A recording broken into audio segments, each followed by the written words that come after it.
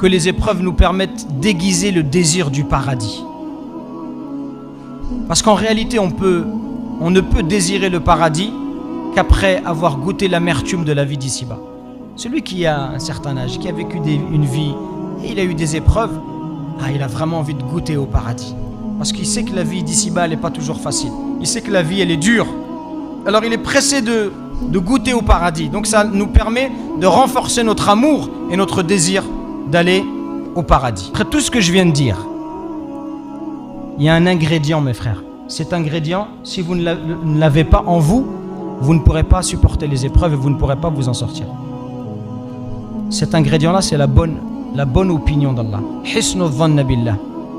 Tout ce que je viens de vous dire, c'est des connaissances. Ça va être dans votre esprit maintenant. Vous les connaissez, c'est intellectuel. Mais quand vous allez être éprouvé, qu'est-ce qui peut se passer? Tu peux avoir des mauvaises pensées dans ta tête. Mais pourquoi Allah il me fait ça? Moi je vais à la mosquée. Déjà il dit ça, moi je vais à la mosquée, je fais la prière. Pourquoi il m'arrive des galères? L'autre il prie pas. Subhanallah, qu'est-ce que t'en sais? C'est quoi sa vie à l'autre? Peut-être que l'autre il est touché par une épreuve. Une des pires épreuves qui existent, c'est l'épreuve silencieuse. L'épreuve silencieuse, c'est quelqu'un, il est loin d'Allah, il ne le sait même pas. Ça, c'est la pire épreuve. Il est loin d'Allah, il est dans les péchés, et toute sa vie, il est comme ça, et il meurt comme ça. Toi, au moins, tu as une épreuve, tu en es conscient, tu demandes pardon à Allah. Remercie Allah. Allah, il te permet à travers cette épreuve de revenir vers lui. Il y a des gens, ils n'en sont même pas conscients. Donc, le fait d'avoir une bonne opinion d'Allah subhanahu wa ta'ala, ça va te rappeler que l'épreuve, ça te rapproche d'Allah, que ça purifie ton monothéisme, ça va exprimer ta servitude de manière parfaite, ou en tout cas d'une meilleure façon. Ça purifie ton cœur de l'orgueil, de la vanité. Ça te pousse à l'adorer davantage en le remerciant, en l'invoquant, en te repentant. Ça purifie tes mauvaises actions. Ça t'élève en degré. Elle te pousse à te remettre en question. Elle te montre la réalité de la vie sur terre et te fait aimer davantage le paradis. Elle purifie tes fréquentations également. Regardez tous les bienfaits. Donc même si sur le coup tu ne t'en rends pas compte, ne te laisse pas gagner par les mauvaises pensées. Le prophète sallallahu alayhi wa sallam, il nous dit que Allah azza wa jal, quand il veut du bien à quelqu'un, qu'est-ce qu'il fait? Il lui précipite son châtiment ici par des épreuves. Et Yawm al-Qiyamah, comme ça, il rentre directement au paradis. Et par contre, si Allah, il ne veut pas du bien à son serviteur, en réalité parce que lui-même l'a mérité, alors il le laisse persister dans son péché jusqu'à ce qu'il le rencontre au jour de la résurrection. Donc ça fait partie des bienfaits, mes frères et sœurs. Toutes ces choses-là, pourquoi je vous dis toutes ces choses-là? Pour que vous le gardiez à l'esprit.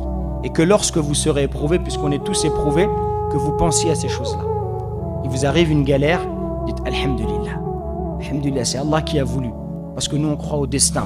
Allah, il a voulu. Mais c'est un bien.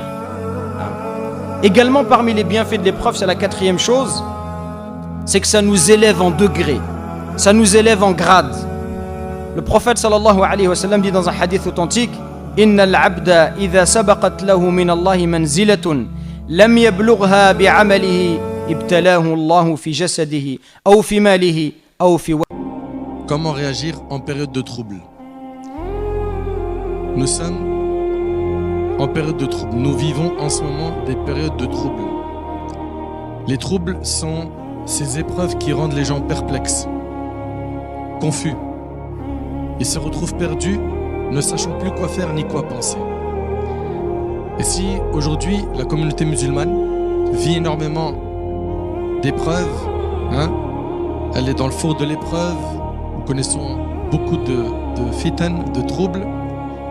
Si aujourd'hui on en arrivait à ce stade, c'est parce que la communauté s'est éloignée de la religion d'Allah Tabaraka wa Ta'ala. Elle s'est éloignée de la religion d'Allah Tabaraka wa Ta'ala. Les actes blâmables, la turpitude s'est répandue au sein de notre communauté. Le mal se répand de plus en plus au sein de notre communauté. Toutes ces choses font que à chaque fois, le croyant, il se place dans une situation où il va faire preuve d'humilité. Quand il voit les gens bien guidés, il prie Allah Azza wa Jal d'être comme eux. Il les aime et il les fréquente. Quand il voit quelqu'un de pieux, quelqu'un qui connaît le Coran par cœur, quelqu'un qui a un bon comportement, il les aime et il demande à Allah d'être avec ces gens-là et il reste avec eux pour bénéficier de leur bon comportement. Et quand il voit des gens égarés, il ne fait pas preuve d'orgueil vis-à-vis d'eux. Il ne dit pas regarde-moi cet alcoolique, regarde-moi ce bon à rien, non. Il dit alhamdulillah, louange à toi Allah, tu m'as pas fait comme ces gens-là. Grâce à toi Allah, tu m'as pas fait comme ces gens-là. Parce que c'est grâce à Allah, c'est pas grâce à toi. Et parce que tu ne sais pas comment tu vas finir ta vie et tu ne sais pas comment il va finir la sienne. Peut-être qu'il est dans les bistrots aujourd'hui, il boit de l'alcool. Peut-être que demain il sera au premier rang et il va mourir en sujoud. Et peut-être que toi aujourd'hui tu es là, mais tu ne sais pas dans quelle situation et de quelle façon tu vas mourir. Donc tu dois faire preuve avec eux d'amour, de gentillesse, de miséricorde. Quand tu les vois égarés, notamment ta communauté, tu dois être triste. Tu dois faire des douas pour eux. Dire Allah, guide ces gens-là. Et ne pas avoir d'orgueil par rapport vis-à-vis d'eux. Même si bien évidemment tu vas détester cet acte, cette désobéissance vis-à-vis d'Allah, comme le fait de boire de l'alcool ou d'autres péchés, mais avec ces gens-là tu vas faire preuve de douceur. Et tu ne vas pas être orgueilleux, parce qu'en étant orgueilleux, tu les éloignes davantage de la voie d'Allah subhanahu. Les plus intelligents des croyants, ce sont celles et ceux qui pensent le plus à la mort. Il ne s'arrête pas là, le prophète sallallahu alayhi wa sallam. Il dit, et qui s'y prépare. Oulaïka al-akyas, oulaïka al-akyas. Il dit, alayhi salatu wa sallam, ceux-là sont les intelligents. Ceux-là sont les intelligents. Donc les meilleurs des croyants, ceux qui ont le meilleur des comportements. Et les plus intelligents, ceux qui pensent, qui évoquent, qui se rappellent le plus souvent de la mort et qui s'y préparent. Avant d'entrer au paradis, tu vas entendre un appel te dire 4 choses. Selon Abu Saïd et Abu Huraira radiallahu anhuma, le prophète sallallahu alayhi wa sallam a dit, quand les gens du paradis entrent au paradis, un crieur lance un appel. On n'est même pas encore entré au paradis. Allahumma ja'alna min al-jannah ya Rabb. Écoutez bien, on n'est même pas encore entré au paradis qu'on entend. Il vous appartient désormais de vivre et de ne plus jamais mourir. Vous avez vu comment on a peur de la mort? Quand tu es dans un endroit désertique, il n'y a plus d'eau, que tu as peur de mourir. Tu es en panique. Quand tu commences à être gravement malade, tu as peur de la mort. On fuit la mort. Et bien là, c'est le paradis éternel. On y est donc ici pour l'éternité. Il vous appartient désormais d'être en bonne santé et de ne plus tomber malade. Ça y est. Là-bas, au paradis, c'est terminé les maladies. Fièvre, Covid, variant, c'est terminé. Et regardez bien, il vous appartient désormais d'être jeune et de ne plus vieillir. Et en plus, on sera beau comme le prophète Yusuf alayhi salam. Subhanallah. T'imagines, tu seras jeune et tu ne vieillis pas. Et c'est pour l'éternité. Tout le temps beau. Tout le temps. Et Dieu nous dit, c'est pour qui le paradis? تلك الدار الآخرة نجعلها للذين لا يريدون علوا في الأرض ولا فسادا. Allah il dit cette demeure dernière, le paradis, on l'a préparé, on l'a réservé. Pour qui ya Allah? Pour qui ya Rab? Il dit pour qui c'est le paradis? Il dit pour ceux qui ne cherchent ni à s'élever sur terre et ni à commettre du mal, de la corruption, de faire des péchés, etc. Allah Jalla wa Ala te rappelle que le paradis c'est pour ces gens-là. C'est pas pour les mutakabbiroun, les orgueilleux. Moi je suis, toi tu es quoi? Un peu de respect, un peu de retenue. Que ça soit avec les grands, que ça soit avec les jeunes, que ça soit le professeur, que ça soit l'enseignant, que ça soit l'élève. Du respect, de la modestie, de la retenue. Surtout quand la personne en face de toi t'a devancé d'un certain rang, tes parents. C'est pour ça que Dieu il parle particulièrement des parents et il dit Waghfid lahuma. Tout musulman finira par entrer au paradis, hein, un jour ou l'autre. Très bien. Eh bien, ce qu'il faut garder en tête, chers frères et sœurs, c'est quoi? C'est qu'on va tous goûter à des épreuves. Et Allah, il dit, et certes, vous entendrez de la part de ceux à qui le livre a été donné avant vous, et de la part des associateurs, beaucoup de propos désagréables. Vous allez entendre des paroles qui vont vous déplaire. Des piques. Des paroles qui sont des critiques, peut-être pour votre appartenance religieuse ou autre. Allah Ta'ala, il dit, et certes, vous entendrez de la part de ceux à qui le livre a été donné avant vous, de la part des associateurs, beaucoup de propos désagréables. Taïb, la solution est Allah. Mais si vous êtes endurant et pieux, voilà bien la meilleure résolution à prendre. Patientez, soyez pieux. Accrochez-vous à votre religion. Respectez le livre d'Allah et la sunna du prophète sallam. Tout le monde vous respectera. Anas radiyallahu anhu a dit, quand Allah veut du bien de son serviteur, il lui accélère son châtiment dans ce monde. C'est-à-dire quoi, il lui accélère son châtiment dans ce bon monde? Ben, il va sortir d'une épreuve à une autre épreuve. C'est la maladie, puis c'est un problème de famille, puis c'est un problème d'argent, et c'est un problème de loyer, etc. Ok? Et par ces épreuves, Allah il te montre qu'il t'aime, il te pardonne des péchés, il t'élève en degré. Il t'élève en degré. Est-ce que vous savez combien y a-t-il de degrés au paradis? Il y a 100 degrés au paradis. Chaque personne qui est dans un degré, il a la certitude qu'il est l'homme le plus heureux de tout le paradis.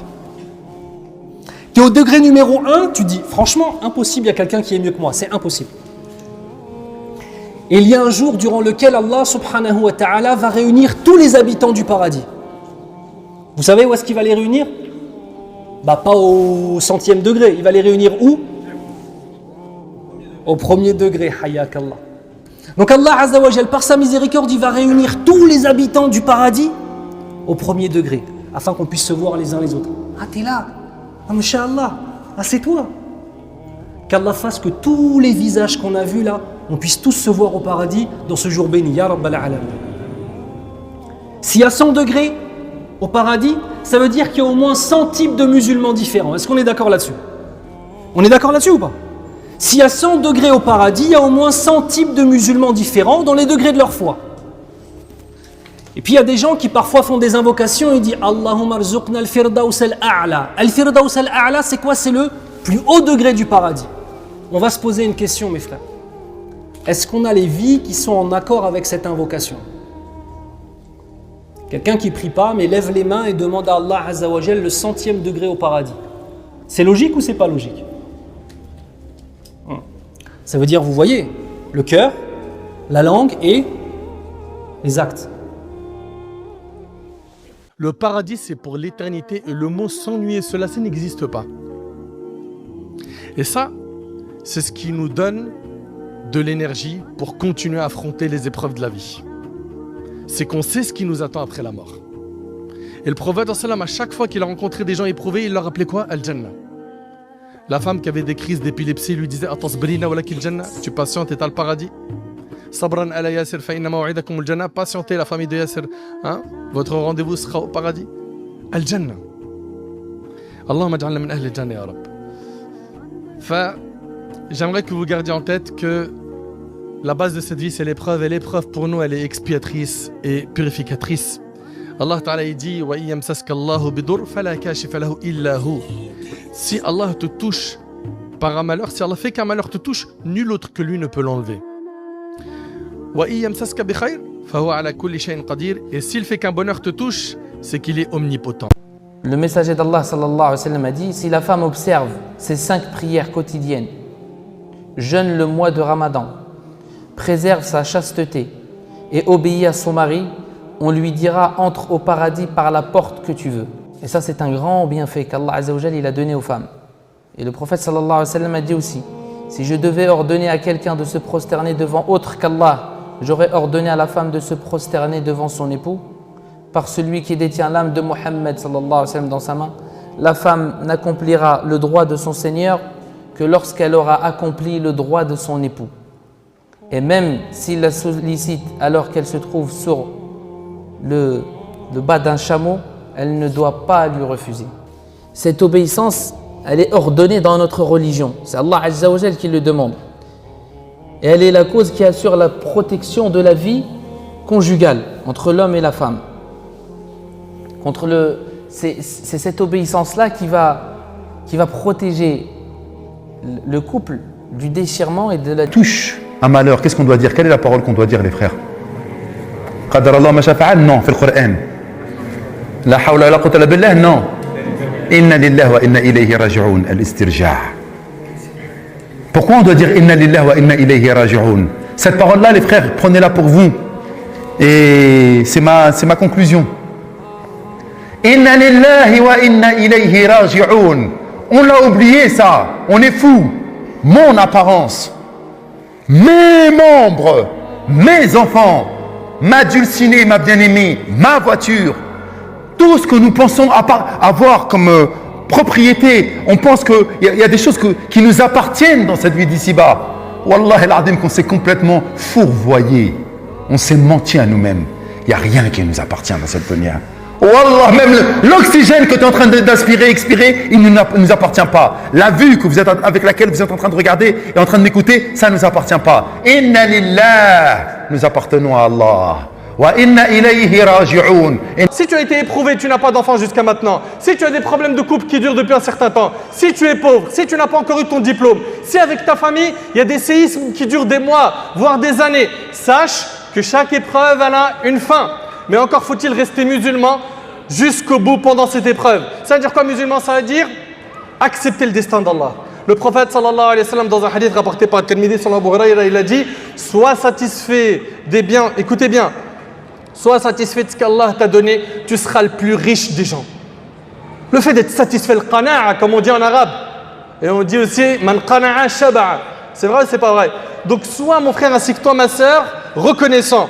Allah Ta'ala il t'octroie énormément de bienfaits, mais malheureusement on est trop nombreux à ne pas les voir ou à ne plus les voir. Les bienfaits d'Allah ils sont nombreux, d'accord? Et si par contre tu remercies Allah au lieu de te plaindre et que tu disais des vrais alhamdulillah, pas ça va, on va dire alhamdulillah.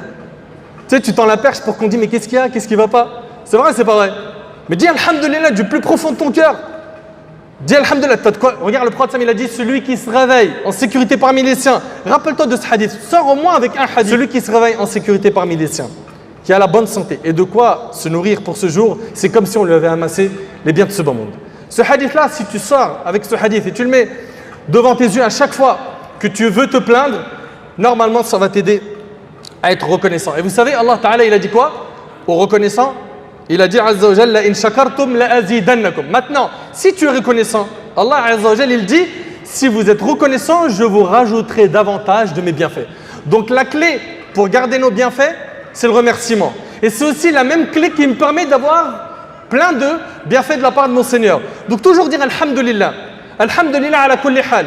Alhamdulillah, une épreuve, alhamdulillah, une maladie, alhamdulillah. J'ai raté un examen, c'est que c'était pas un bien pour moi. J'ai pas eu mon permis, peut-être je l'aurais eu, j'en fais un accident. Pense toujours qu'Allah subhanahu wa ta'ala c'est Al-Hakim.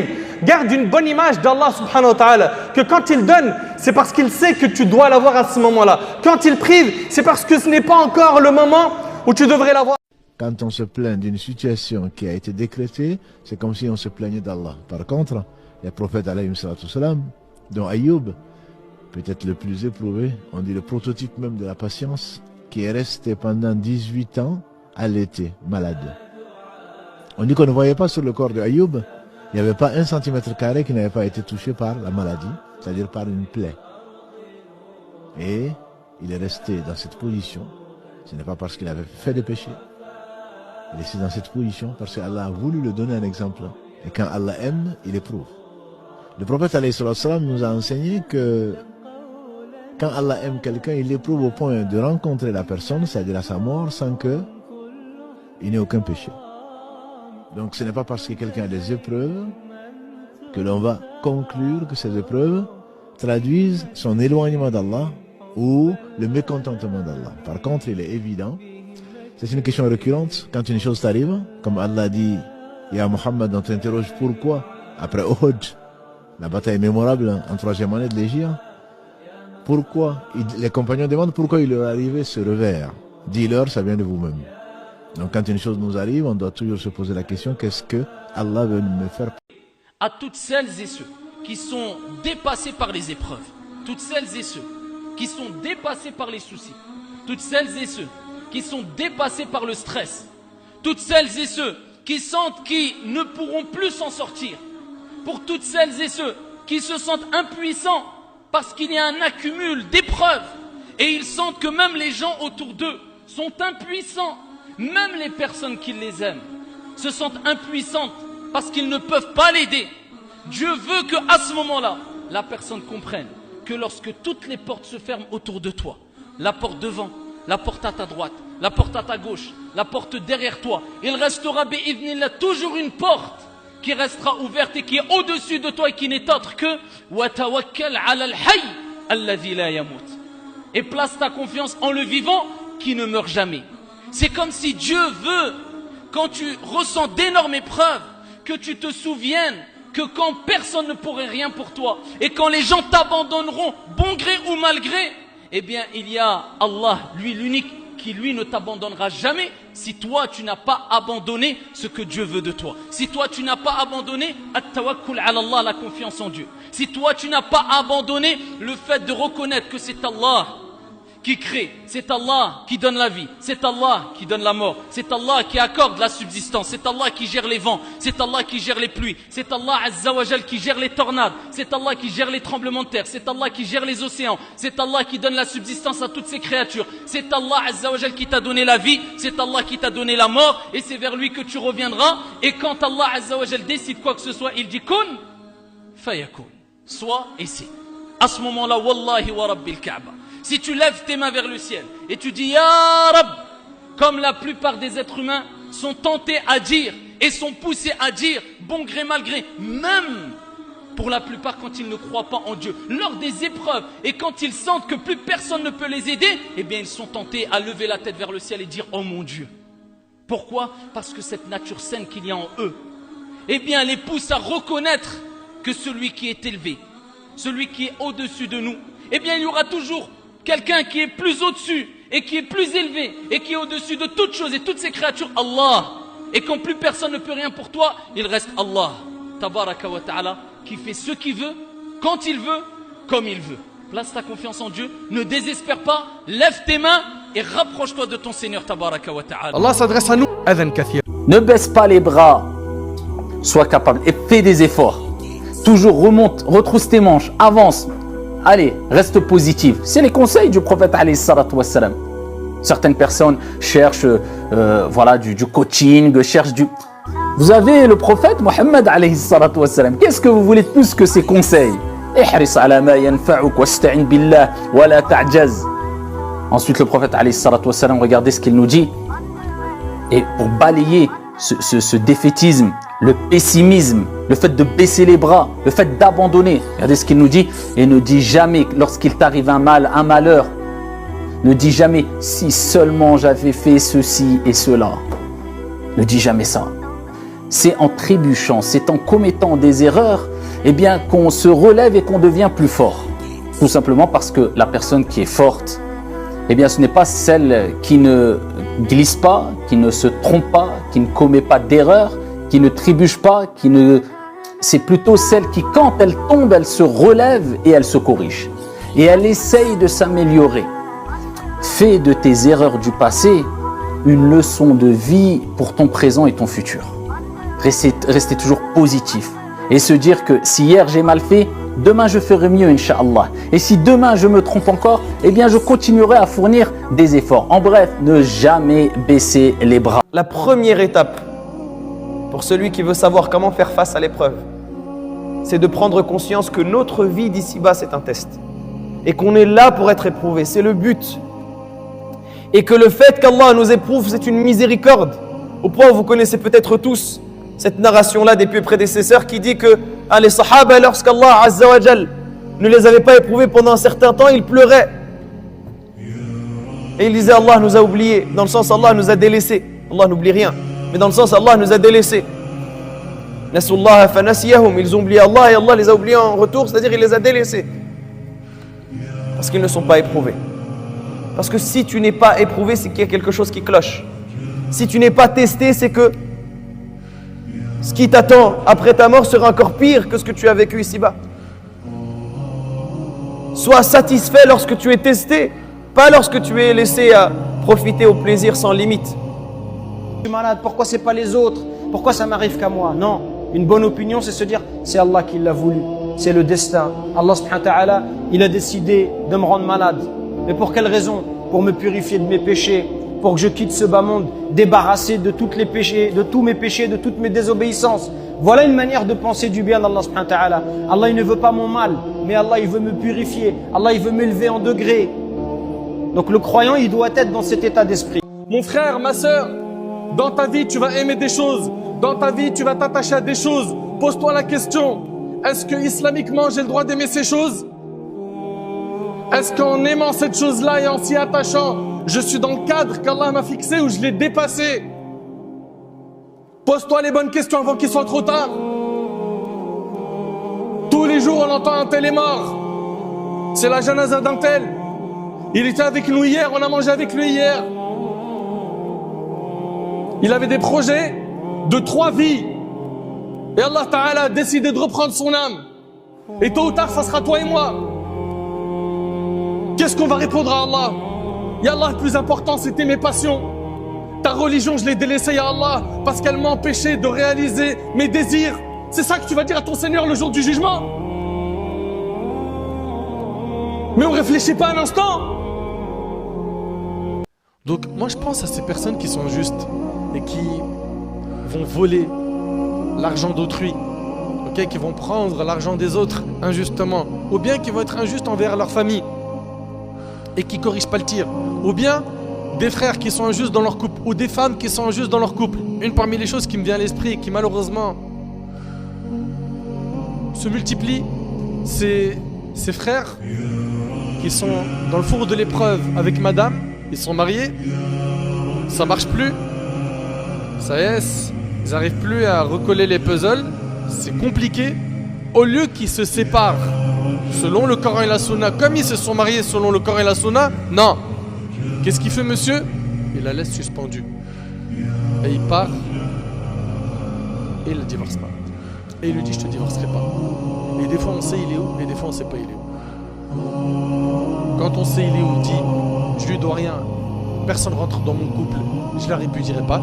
Voilà, c'est comme ça, elle se reconstruit pas. Ça s'appelle comment ça? C'est de la justice ça? Deuxième chose que chacun doit savoir par rapport aux épreuves, c'est que c'est quelque chose d'inévitable. Inévitable, ça veut dire que la vie sur terre, elle est faite d'épreuves et on ne peut pas y échapper. Toute personne qui vit sur terre, elle sera éprouvée. Il n'y a personne qui peut échapper à cela, mes frères. Le monde dans lequel il n'y a pas d'épreuve, c'est l'au-delà. Dans l'au-delà, il n'y a pas d'épreuve pour celui qui est au paradis. Mais dans la vie sur terre, il y a forcément des épreuves. Troisième chose que chacun doit savoir, c'est que plus ta foi elle est grande, plus l'épreuve est grande. L'épreuve, elle va de pair avec ta foi. C'est pour cela que qui sont ceux qui ont été le plus éprouvés par Allah? Les prophètes, alayhimus salatu wassalam, ils ont été éprouvés. Ça veut dire qu'Allah il les aime pas? Non. Ils ont été éprouvés à la hauteur de leur foi. Étant donné que leur foi elle est complète, elle est parfaite, Allah les a éprouvés à la hauteur. Qui peut t'aider, ce qui peut te sauver dans des situations difficiles quelquefois, des problèmes que tu peux rencontrer dans ta vie, c'est pas d'aller chercher des intermédiaires, c'est d'abord de demander à Allah, invoque Allah Azza wa Jal. Surtout qu'Allah subhanahu wa ta'ala aime voir son serviteur dans des situations très difficiles, dans des situations où il en peut plus, dans des situations où il supplie Allah. Et c'est cette invocation qui est acceptée. Allah tabaraka wa ta'ala, comme le prophète alayhi salatu wa sallam le dit fi sahih, il n'accepte pas l'invocation venant d'un cœur inattentif. Alors quand quelqu'un a beaucoup de problèmes, beaucoup de soucis, vous pensez qu'il va invoquer avec un cœur inattentif? C'est là où il va tout oublier. Ya Allah, il va peut-être pleurer. C'est ce qu'Allah aime. Et c'est à ce moment-là qu'Allah tabaraka wa ta'ala en général accepte, exauce les invocations ad-du'a. Le messager alayhi salatu wa sallam parlait des 8 portes du paradis. فقال لهم عن أبواب الجنة 8 يوم القيامة فمن كان من أهل الصلاة دعي من باب الصلاة ومن كان من أهل الصدقة دعي من باب الصدقة ومن كان من أهل الصيام دعي من باب الريان وهكذا. Chacun sera appelé à la porte des choses qu'il faisait le plus. Tu faisais beaucoup de jeûnes surrogatoires, la porte de Rayyan, tu vas gagner le paradis. Tu faisais beaucoup de sadaqa, tu gagneras le paradis par la porte qui s'appelle la porte de l'aumône, de sadaqa. Tu faisais beaucoup de prières surrogatoires, tu rentreras au paradis par la porte de la prière. كل واحد غيدخل يوم القيامة الجنة من الباب ديال الأعمال الصالحة اللي كان يكثر منها. أبو بكر قال يا رسول الله ليس على أحد ضرورة أن يدعى من أي تلك الأبواب. زعما المهم يدخل الجنة، دخل من هذه ولا من هذه ولا من هذه، معليش.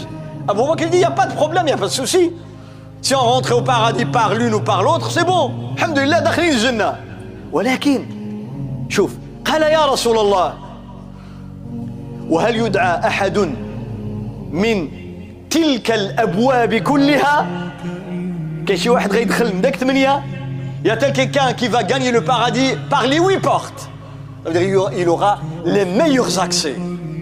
قال له النبي صلى الله عليه وسلم نعم يا أبا بكر. Oui, bien sûr. وأرجو أن تكون منهم. إن شاء الله t'en feras partie. علاش؟ لأن ذيك فسنيسره لليسرى. قال العلماء اليسرى هي تيسير العمل الصالح في الدنيا والجنة يوم القيامة. اليسرى, la voie la plus facile c'est quoi? C'est qu'Allah te facilite les bonnes œuvres, tu auras facile à les pratiquer comme la prière et le reste. Et Yom al-Qiyamah te facilitera l'accès au paradis. الحسنى